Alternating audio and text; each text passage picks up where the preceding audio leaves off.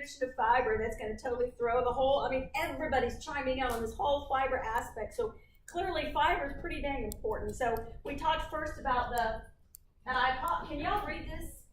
I wanted her to put the little bit we're finishing today and then the rest, the flow chart that I've created for the squeakers, all right? But basically, for the undigestible fiber and digestible, this whole fiber situation, okay? We have had, first we defined it by its analytical, yes, it's analytical properties or methods. And then we talked about physiologic methods or properties, effects, soluble versus insoluble. And by the way, did I mention that most foods have like a combination of soluble and insoluble fiber, but they have one usually that dominates. Okay, like oats. Oats are a great example of it's a grains, what's got insoluble fiber, but it's kind of unique to grains in that it does have quite a bit of insoluble fiber, and that's why it can sort of claim to do both things: lower the gastric emptying rate of your stomach, and also lower the blood cholesterol. All right, so the international, not to be outdone by anybody, the IOM, and I have to admit, because of my field and my background, the IOM kind of carries more weight than almost any other group, and that's the Institutes of Medicine. Because the Institutes of Medicine kind of has an international component to it. WHO usually works closely with the IOM. So the IOM has said, you know what? We have some new terms to introduce. We want from now on functional fiber, and this is what you're starting to see in the literature, some of you. Functional fiber, we are going to dump the insoluble and the soluble fiber in this group. This functional fiber, according to this definition, is non-digestible fiber. I know, no, actually not fiber, let's call it carbohydrate. Non-digestible carbohydrates that have beneficial effects. And clearly, I'm not, in their definition, they say on humans. But do I have to add on humans? Since that's pretty much what we're talking about. So have beneficial effects on humans or in humans. And so that's the functional fiber component. And then the IOM has said the rest, the way we want you to look at the rest is total fiber. And total fiber, they're defining as, are you ready for this? Functional fiber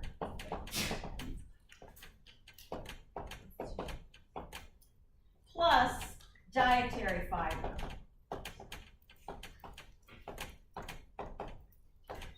And what is dietary fiber? Go back to that original definition in your analytical methods. Remember your analytical definitions?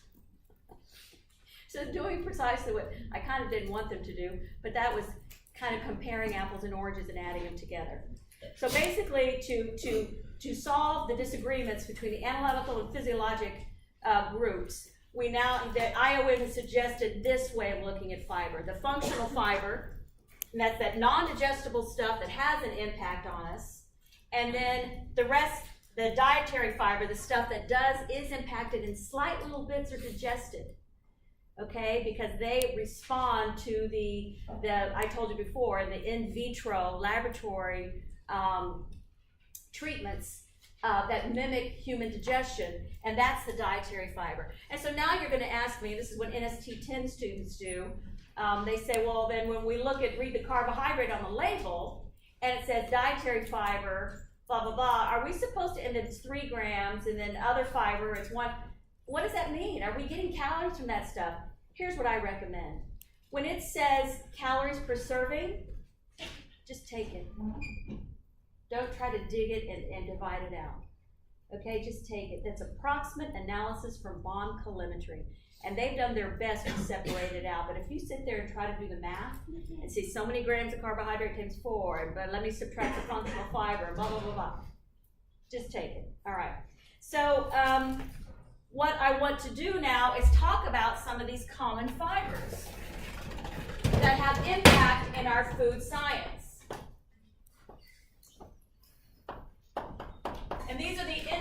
digestible or undigestible fibers, you guys. We're in that column now, right? We're in that last column. The first one that was part of your exam today, or not exam, quiz, was cellulose. This is the most abundant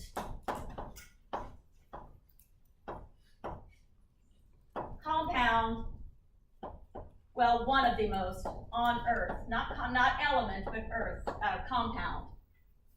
Because it's part of every plant cell wall. And if you remember, we have cell membranes, plants have cell walls. And cellulose is part of every single cell wall. Well, think of our planet, and think of the things on this planet. And it's basically long chains of glucose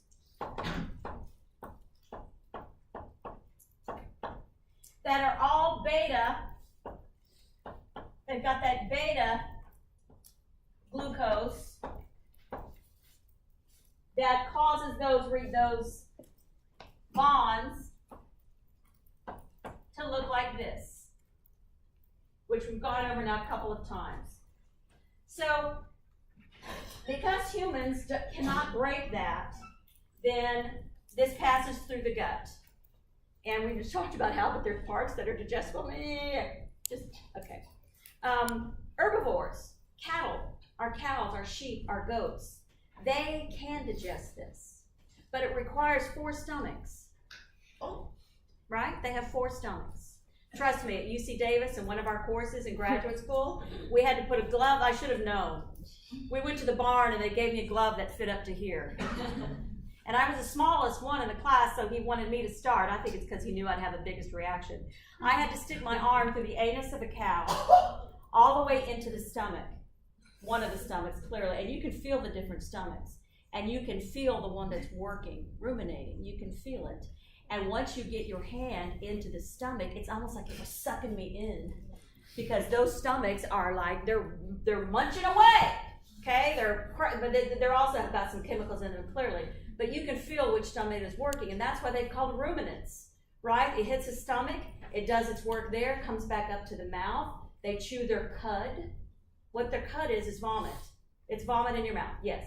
And then they swallow it again, goes to the next stomach, and they vomit that, and blah, blah, blah, finally gets to the 4th stomach, and now it can be digested. So we only have 1 stomach, and we don't do all that, and plus I don't want to see you chewing your cud. My grandmother used to say, for people who would chew with their mouth open, she'd say, quit chewing your cud in front of me. I had no idea what she meant until I went to graduate school. So anyway, all right, so cellulose. Enough about cellulose. Let's talk about hemicellulose. That's exactly what it sounds like. Hemi, you expect it's cellulose, but has some sort of variation.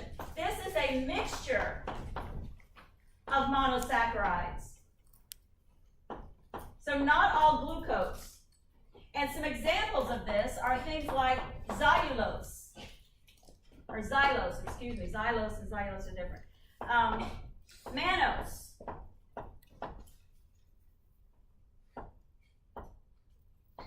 And galactose.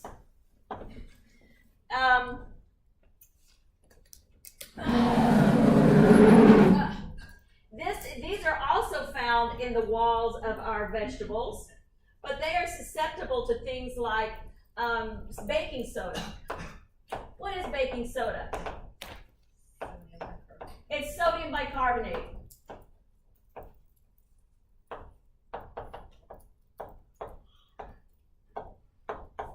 And it was discovered quite a bit ago, especially in the era when there wasn't much refrigeration, that if you sprinkle this on vegetables, if you put on the vegetables, it will keep these vegetables looking fresh, looking green. It preserves the color before you've cooked them or even after you've cooked them. Here's the problem, though. That was discovered by these people who use this, that the baking soda reacts with the hemicellulose, and this results in mushy vegetables very quickly. So even if you've ever eaten at like a, y'all don't have this so much probably unless you're eating in a cafeteria, but where I grew up there were Luby's, or there were all these restaurants that were cafeterias. And you literally got your tray and you went through and you got to pick out. Anybody have any these were restaurants, y'all, and they still have them out. You know what I'm talking about?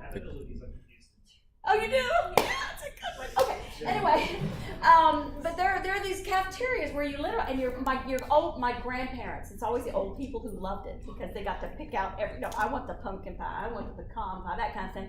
And so you go through these and you pick out what you wanted. And these restaurants discovered if they sprinkled baking soda on their pots of green beans that they had made or other vegetables, they would stay bright green. But if you ever eat at one of these, if you've eaten at a Luba's and you get your green beans, they are mushy as crud. You know what I'm talking about? Great for when you have dentures. Well, you know what? That is such a good point. That is a great food science point, actually, because in our geriatric population, eating vegetables becomes a problem because it's more difficult to chew, whether you have dentures or not. That is a great point. Maybe they're doing it on purpose. Okay, but if you're trying to make your vegetables green and you don't want them to get mushy, you're not going to add this. You're going to add sulfites. And that's what restaurants do, too. They add sulfites. And this is a little off track because we're going to get to this when we get to additives. But it's one of the things, sulfites, if you go back to that allergen law I made you guys learn, sulfites are one of the things the restaurants must put on there because there's some people who are allergic to sulfites and they can go to what we call ARD, acute respiratory distress, and die within 2 minutes upon eating sulfites. By the way, sulfites are in all the wine and beer that you drink naturally. If they want your cheaper beer, your cheaper wine, if they want it to ferment quickly, they add sulfites. So read your bottles. I know. There's something about living in Davis. You just learn about wine. And you don't even mean to. You're just sitting in a restaurant. All right. And then the third one. Lordy. The third one that we're going to discuss very briefly is our pectins. And pectins are polysaccharides. They're found between. My B/T means between, and within, W/N, within. Do I need to repeat those abbreviations? Between and within. Cell walls of fruits and vegetables.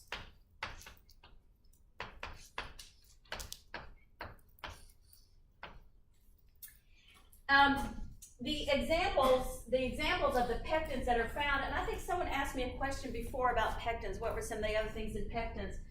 And the types of pectins, and there's a combination of all of these in them at different variations. Again, it's an array.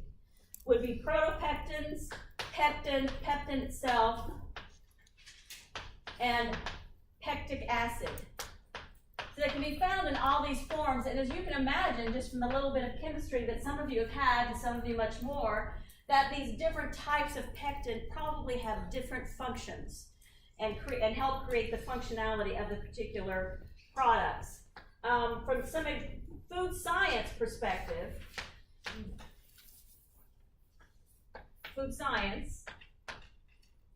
pectins are called and considered in the business.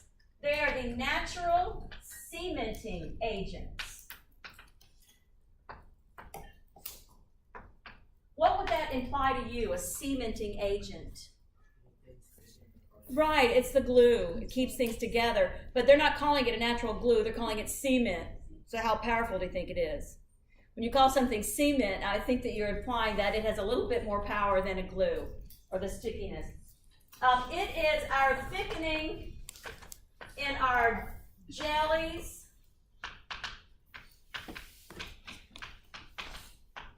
and jams, and preserves. Let's just take a moment here. You may think this is silly, I'm listing all three of these, but I'm doing it for a reason. Someone tell me the difference between these three. First of all, someone tell me what a jelly is. Someone tell me what a jelly is. Yes, sir. It's like the syrupy, the fruit entirely down, it's just the syrup, sugar, and pectin. And the jam has a little bit of the fruit. Someone help me out a little bit. Jelly?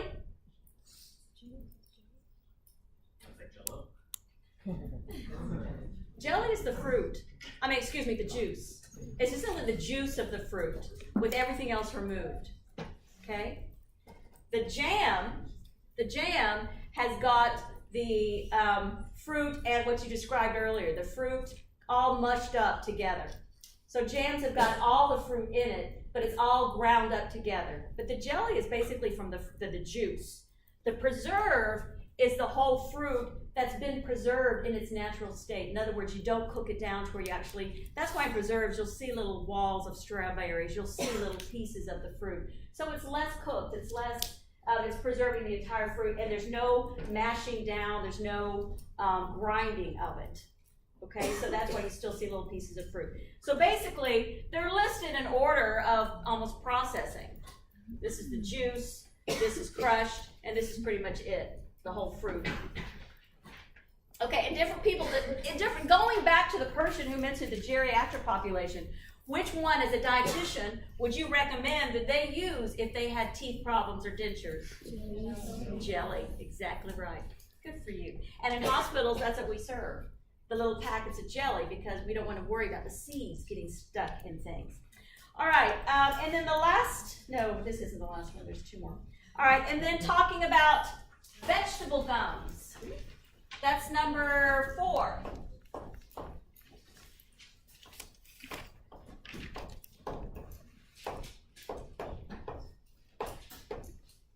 And there are many, many more. I have selected these because I think these are the most important ones in food science right now that you need to be aware of, okay?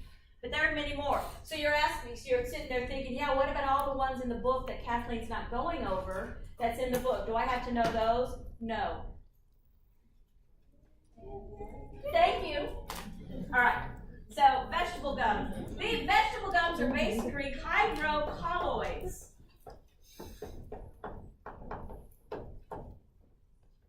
And they're hydrocolloids with simple sugars. And if you don't know what that is, I'm going to let you look that up, because the hydrocolloids, that's part of the section that I gave you notes on that you were just supposed to study because we didn't have time to go over it in class. So I really am leaving that to you. Unless you have trouble, then you're welcome to come to office hours. So from a food science perspective, no, not food science yet. I'm just going to give you more info. I don't like how I label this. Okay, so these are essentially simple sugars that are made up, no, excuse me, can't read my own writing, that make up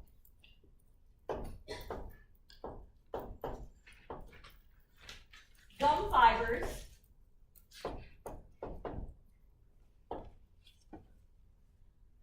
to thicken. So if I'm thickening something, what am I doing to viscosity?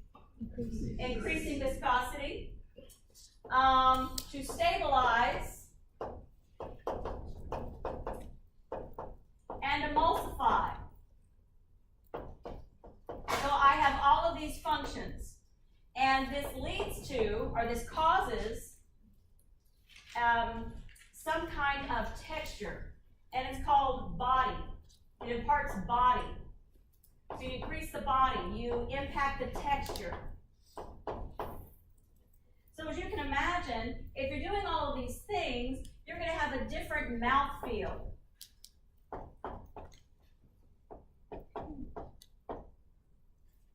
But I also, because I am an emulsifier, I can keep food from separating. I can prevent separation. I love how I always personify everything. This is me now. All right. So, from a food science perspective, I want to give you some actual foods. So it acts as a stabilizer in low, and you guys, you're going to know what I mean by this now, low-calorie salad dressing. Have you noticed that when you buy diet or low-cal salad dressing, no sugar or no-fat salad dressing, that it doesn't, you don't have to shake it like you do the other stuff?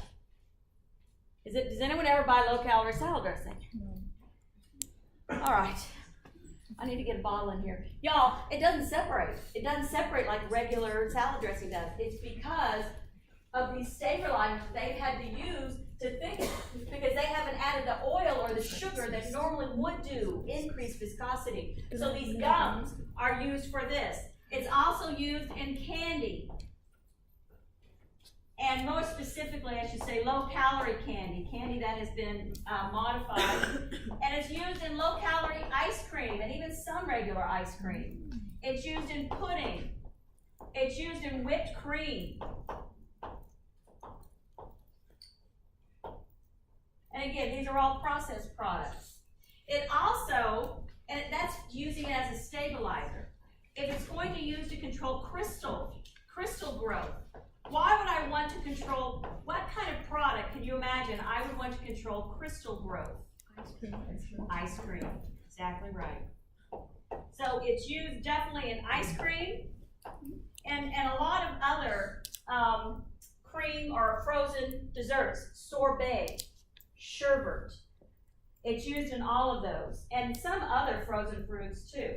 I'm going to give you some names. Can I push this up some?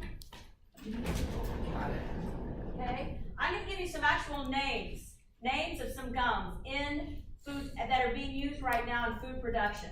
So examples. And these are some names you're going to read in your labels. Care, I never know how to say this, I see it all the time. Carrageenan, it's used in chocolate milk, which is one of the foods I tell my athletes is their best post-recovery food. Agar. This is used, and y'all, it's used in many more things than this. I'm trying to come up with examples that resonate with you. Agar is used in glazed donuts. And it doesn't matter if it's just the crystal glaze or the clear glaze, it's even the chocolate. And even you go to a bakery, I'm not talking about the kind you just buy that's already pre-made. I'm talking about when you go to a bakery, they've made it themselves, and they've glazed them themselves. Believe me, agar is in that glaze. Again, these are natural gums, my friends, okay? Xanthan, they may not have agar put in it, but it's in there because of how they're creating that glaze. This was in refrigerated dough. What kind of refrigerated dough would a college student be using? My daughters used to eat it. To gross me out. You buy chocolate chip cookie dough and the little thingies? There you go. In no way am I saying these are bad for you. I'm just trying to give you some perspective as how they're used. And then guar is used in ice cream. And these are all natural vegetable gums. UC Davis has created, in their food science department, they have created from a mixture of these gums that they now are trying to use as vegetable wrap. And the idea is not only if you wrap your sandwich in it for your children, if they unwrap the sandwich, that's going to go right in compost. It's no longer plastic. But they made us do this when I was a grad student there. You can eat your vegetable wrap. Your parents give you a sandwich wrapped in this, and then you open up your thing and you just eat it. Yeah, I don't know. I'm not so sure if that thing's going to fly, but that's what they're trying to sell. And all of the silverware and everything on campus at UC Davis is made from a hardened extract of this. So every time you get what you think is a plastic fork or whatever, it's not. It's all compostable. And it's because of these gums and the work that they're doing there. Interesting. And then the last one I want to talk about, again, there's many. There's lots of them, you guys. I've just chosen these 5 to talk about. And this one is inulin, because I think this one's in the news, and this is one that has a growing popularity. And people are asking me about it all the time. Inulin. Okay, inulin technically is repeating. Can I help? I hear the flurry. Can I help with their questions? Yeah. Yes, this is number 5. Yeah, this is that last, see over here where we are? If you look up here, you see inulin is in that category, okay? Is everybody okay with that? We good with that? Okay. So inulin is repeating units of fructose with a glucose end. It occurs naturally occurring and I don't know if that has 2 R's or not in occurring, in over 30,000 plants.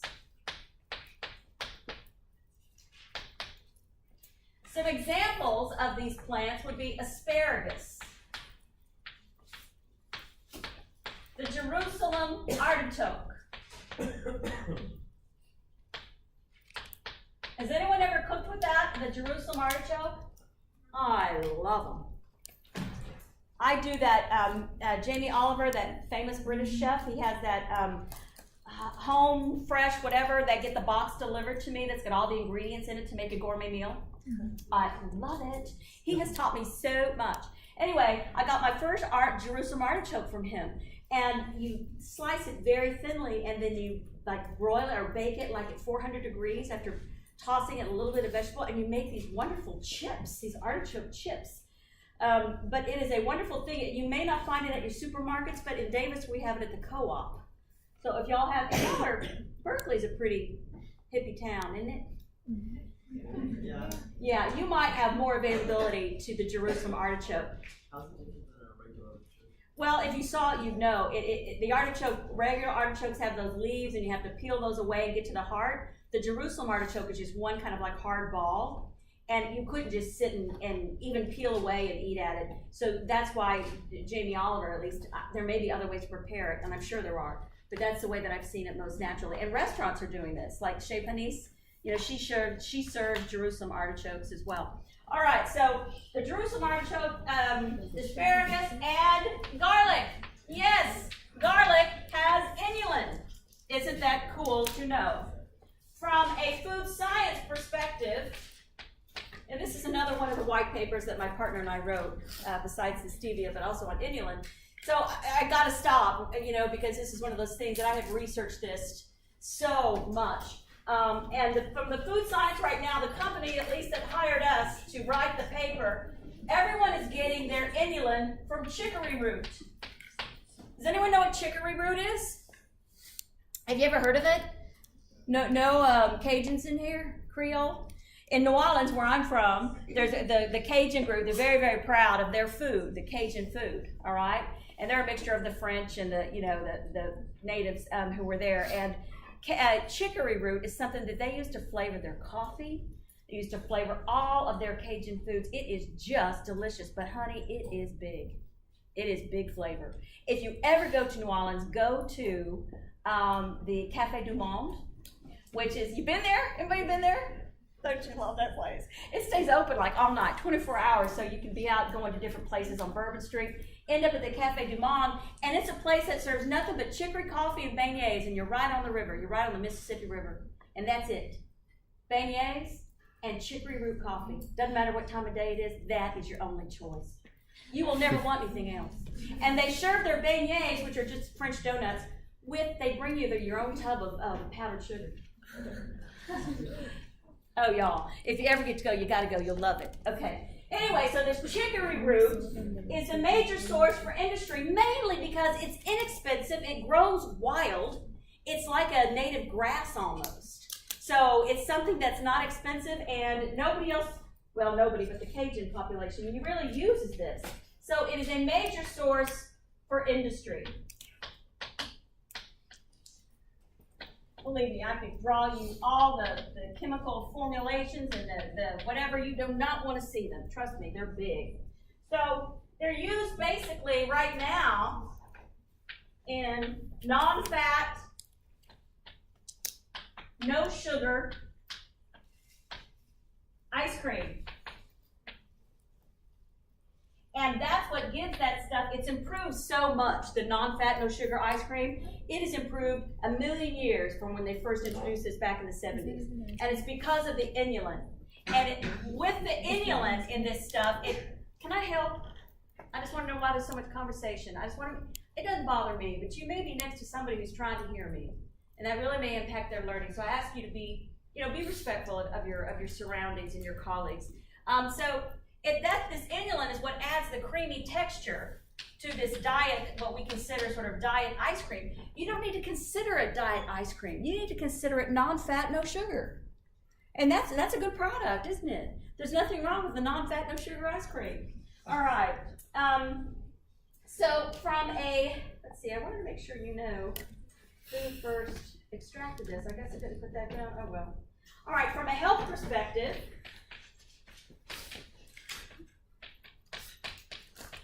from a health perspective, this is what we call a prebiotic. And this is another thing that was in those notes that I asked you guys to go over that we didn't have to talk about because I knew we were going to be getting to it again. So you should already be familiar with these terms, but I'm giving them to you again. So a prebiotic promotes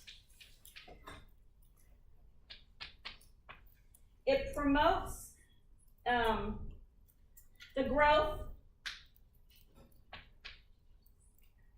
of beneficial bacteria in the colon. Okay, so it promotes the growth of beneficial bacteria. It's mainly in food ingredients because it supports, so this beneficial bacteria, those are probiotics. Okay, so this is a prebiotic that it essentially promotes the growth of probiotics. And so sometimes you guys get confused with what the heck? It's sort of like provitamin A and vitamin A, you know, which is the real whatever. So prebiotic promotes the growth of beneficial bacteria in the colon. And so the question is, and there is some good evidence that's coming out, but it still needs a lot more research, is will this decrease colon cancer? And so once again, food science and food preparation intersects once again with health, doesn't it? And so the people doing this kind of stuff understand the health impacts of inulin and are trying to add it to things. Can we talk about the yogurt that Joni Lee Curtis used to advertise? Remember that? Do you notice she's no longer doing that? They got sued. They got sued for saying in their commercials that this will prevent colon cancer. We think it might. It's sort of like, personally, I think I think sugary sodas are one of the biggest cause of obesity. I think that. But I am not allowed to say that until we have more causal evidence. And the same with this, with inulin. We like to think this. So look up probiotics. Let me just read it to you real quick. Probiotics, they are live microbes. Okay, so it's live microbial thingies, bacteria. All right? That's what probiotics are. Prebiotics are things that carry probiotics or support probiotic growth. All right? All right, so y'all, we will start sweeteners on Monday.